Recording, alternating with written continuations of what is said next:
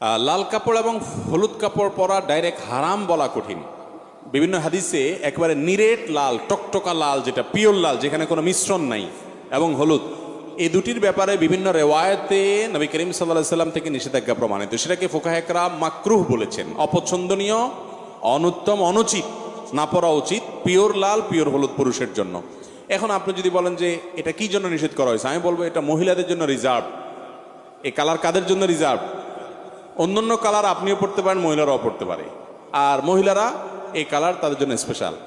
দিন বা ইসলাম বলে মহিলাদেরকে খাটো করছে কিছু খাটো বুদ্ধির মানুষরা বলে। আপনি দেখেন পোশাক আশাকের ক্ষেত্রে মহিলা যেই কালারের ইচ্ছা সেই কালারে পড়তে পারবে, পুরুষ পারবে না, রেস্ট্রিকশন আছে। রেশম বলেন, সিল্ক বলেন, মহিলা পড়তে পারবে, পুরুষ পড়তে পারবে না, রেস্ট্রিকশন আছে। স্বর্ণ মহিলা পড়তে পারবে, আর পুরুষে বলা আছে তুমি শুধু চায়া চায়া দেখবা চান্দু, তুমি পড়তে পারবা না, তুমি শুধু চায়া চায়া পকেটের টাকা দিয়ে কিনা দিবা, পড়বে উনি দূর থেকে